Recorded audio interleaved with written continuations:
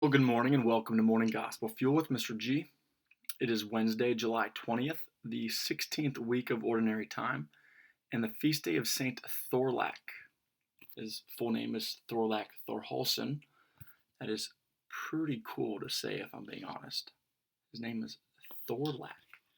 But anyway, Saint Thorlak, he was around in the 1100s, and he was the Bishop of Skauholt, or Skeholt, however you pronounce that, but it's in Iceland.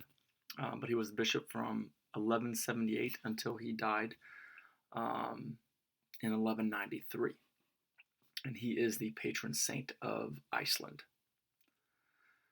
Today's gospel is from Matthew chapter 13, verses 1 through 9. Let's begin in the name of the Father, Son, and Holy Spirit. Amen. On that day, Jesus went out of the house and sat down by the sea. Such large crowds gathered around him that he got into a boat and sat down, and the whole crowd stood along the shore. And he spoke to them at length in parables, saying, A sower went out to sow, and as he sowed, some seed fell on the path, and birds came and ate it up. Some fell on rocky ground, where it had little soil. It sprang up at once, because the soil was not deep. And when the sun rose, it was scorched, and it withered for lack of roots. Some seed fell among thorns, and the thorns grew up and choked it. But some seed fell on rich soil and produced fruit, 100 or 60 or 30-fold. Whoever has ears ought to hear. So the parable of the sower this morning, and the Word Among Us has a pretty good daily meditation today. It says, a sower went out to sow. It can be easy to skip over this sentence since it is at the beginning of Jesus' parable.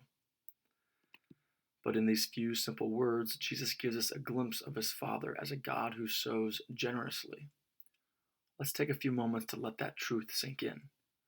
Imagine the eager anticipation of a farmer who is about to plant his crop. He has chosen the land. He has tilled and prepared the soil. He has selected his seeds.